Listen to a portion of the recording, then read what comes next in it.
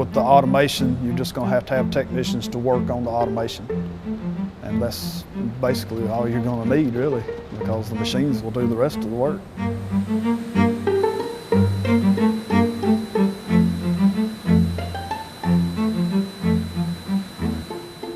After years of decline, one of the hardest hit industries in the United States might be making a comeback.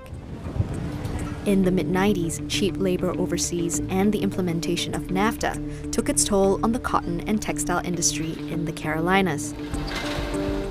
As import duties disappeared on apparel produced overseas, so did the jobs. Robert Mason has been laid off from textile factories twice. He's returned to college to pick up new electrical maintenance skills. A lot of people were bitter. I was bitter. When I got laid off, for a while I was depressed, and then it got to being bitter and angry all the time about it. In the past decade, national labor statistics show that the textile and apparel industry has lost more than 13 million jobs. Most of my family worked in textiles when I was growing up, and basically everything I have now I owe to the textile industry. But things change, technology changes, and it's best to be on the bandwagon with it than to be left behind. The answer lies in automation, says Jason Randall, who worked in textile manufacturing for 11 years. He now trains many former industry employees on how to use advanced machinery. Zoom it, want it bigger. When you can have one robot do the work 24/7 of 20 people. And there's no backaches, there's breaks, there's no vacation, calling in sick. It's going to be just advanced manufacturing and very high skilled people.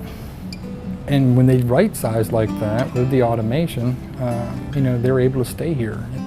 As labor costs begin to rise in developing countries and more textile production is being automated here, Made in America is making sense again. Not for cut and sew production, which is difficult to fully mechanize, but for cotton yarn manufacturing.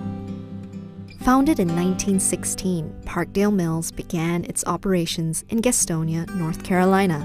It was one of many small cotton mills in the region. Today, it is the largest buyer of cotton in the country, with 29 manufacturing plants throughout the United States, Central and South America. I guess the main difference between Parkdale in the 90s, when a lot of the U.S. textile companies started disappearing, is that we have been very aggressive in modernization, been very aggressive in innovation, and been very aggressive in lean manufacturing. The same is true for other companies along the textile supply chain, such as dyeing and treating fabric. With newer technology comes more efficiency. In the past 25 years, Parkdale Mills has grown from 1,200 employees to about 4,000.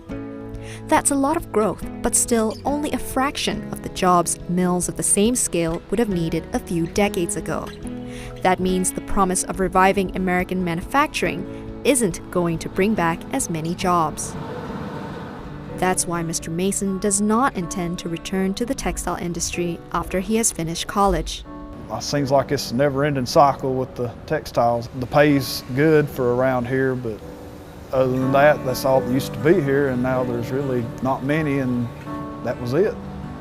But you got to make the best of what you can do and move on.